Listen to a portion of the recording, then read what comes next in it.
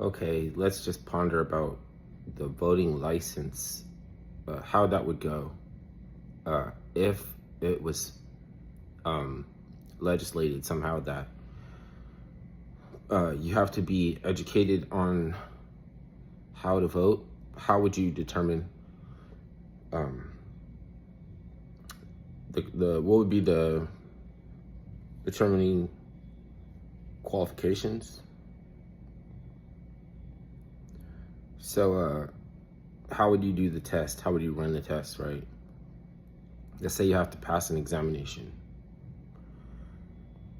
You would have to make first, like, kind of an ideological standpoint, and then they would question you about certain precedent and certain dates where you would have to know about legislation happening or when precedent was set for things that like see that the people are supposed to still have,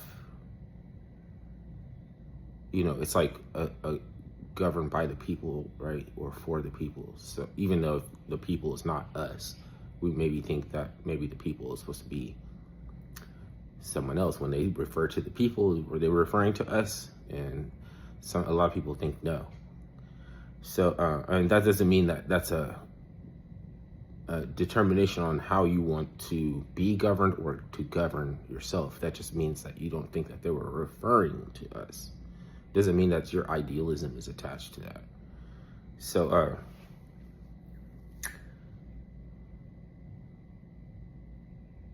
without you want to have a standard for a voter license that is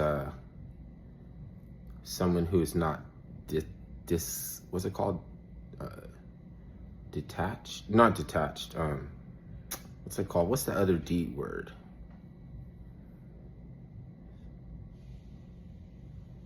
I guess detached works for now until I remember what the other D word was.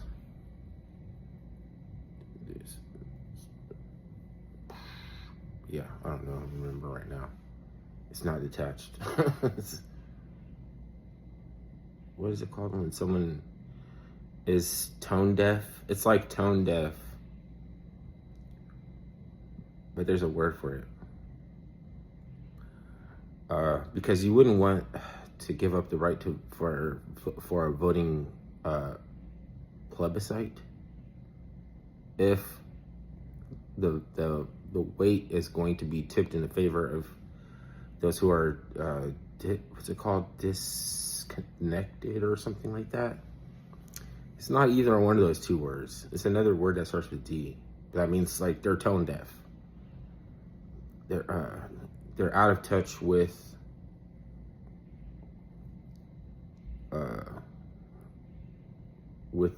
the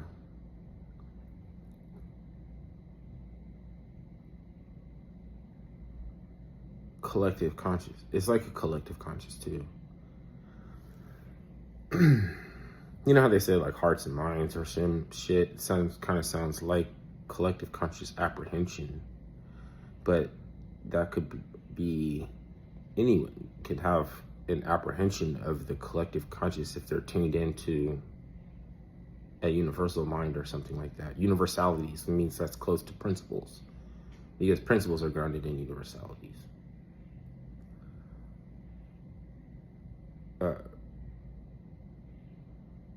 So you can appreciate not getting, you won't get caught up in semantics, but you can appreciate that semantics are still important.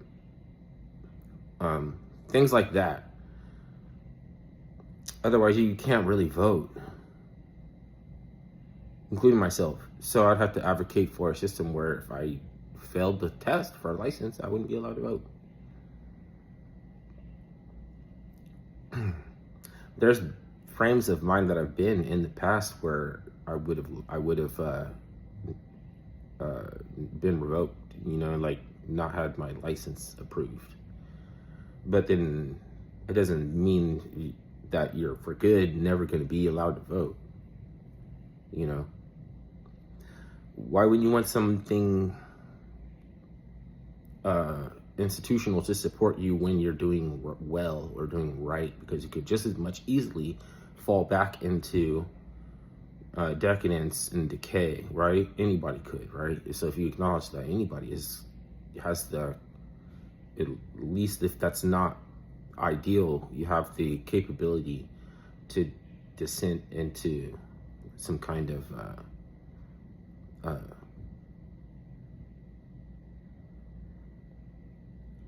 moral decay. It's decay. It's not my, I'm not advocating for it or anything like that. Do you know everything deteriorates?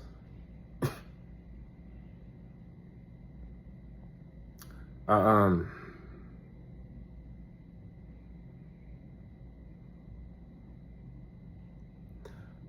have a reservation, though, just saying that, though. Because entropy is just, there's just so much, like, it's very powerful, but it has a limitation. And that's like a different realm that I can't say that I'm on. You know what I mean? Like, I'm not on that realm of being impervious to any decay. Because, even intangible things can decay. Like, right, just there's like, there's physical, tangible things that can decay. And there's also intangible things that can decay. All the way up to and including everything except, with the exception of, it might be the Trinity. It might be, it's like how you say, God loves the doubters. He loves like Timothy, who was a doubter, who was told to come forward and investigate the wound so he could stick his dirty hand into a wound that could get infected, to prove that someone came back from the dead. But Jesus said it was all right. So it doesn't really translate that something to modern times where you would say, like, this is something you can actually do to a guy. But in the Bible, it made sense. Because God loves doubters with a purpose of, like, you're not adamant about something once it's been shown to be incorrect, and you can be adamant about something when it's matches up with knowledge. So like beliefs can be challenged, like things like that. But when you know something, you don't have to entertain like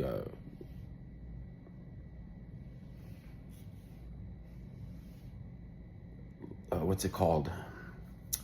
The aristocracy's modalist Unitarian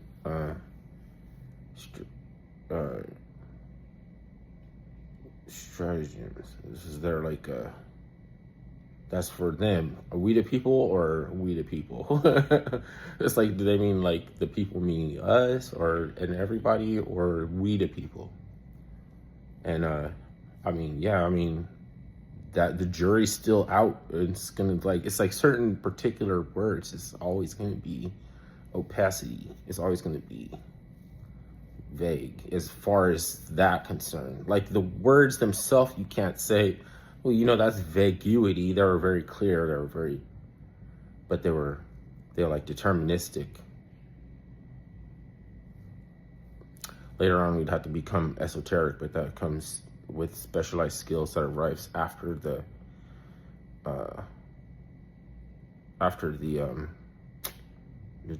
determinism and the austerity shit.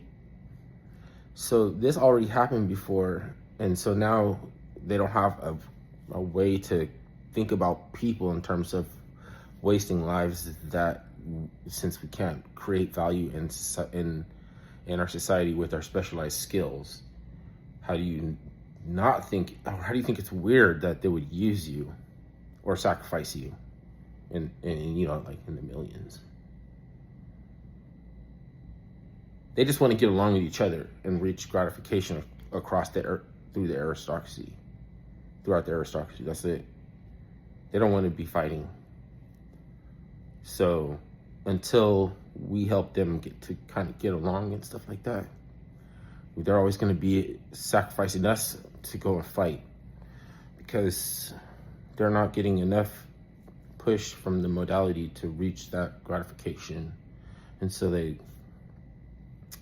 you can't tell if when they're at war with each other that they're not negotiating, trying a way to undercut, or like, in the asset class, it's like liquidate the investor class or something. Like, they're just like, you would think that there's some kind of legalese that they would have to yield or something like that, to not like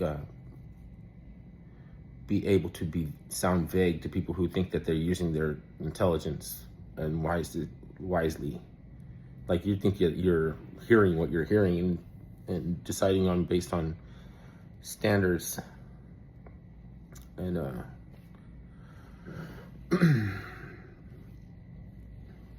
it's there's all kinds of, there's no guarantee. So you shouldn't be all into one asset class, all in one asset. Like, you already assume that's stupid anyway. So there could be things going on before it's determined what is a staple in that asset class that a lot of lookalikes can just dump on you for being dumb or not considering these like technicalities and stuff. It's just like a risk or something, but it wouldn't matter if you have enough to invest. Don't invest more than you can, so it's like, then afford to lose. So like doesn't matter really. There's just a lot of people that just jump in, just want to, try to flip something into something. You're not going to be able to outmode like ambition and stuff like that, even though we already know that too much of it is bad or something like that. You can't regulate ambition.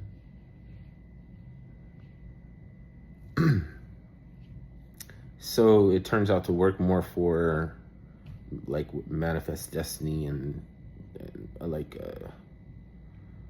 the American Dream and stuff like that. But then, people wager on whether that's alive. How do you even know that they're talking about the same thing? It's because we're all going to get together on the bottom line. Eventually there's a bottom line that you can't argue with, like that, even just like unless you want to get semantics. That would work, but people don't have time or something. They don't have time for the semantical argument when it comes to money pays the rent. That makes sense. I mean, but if somebody's really good at it, then if they're really good at it and they say and they reflect something that resembles knowledge, you would clear up your day and schedule and make time to listen, because if it's impossible to ignore knowledge, it's impossible to ignore it. If you have it, you may not even have to say anything about anything such as that you already know. Like trivial, like you're being trivial in there. Then I don't have time. So maybe there's a point in time when semantics is like, it depends on how good you are at it. You just beat the other guy up really quick and then they'll be interested, and maybe it's for their own good. So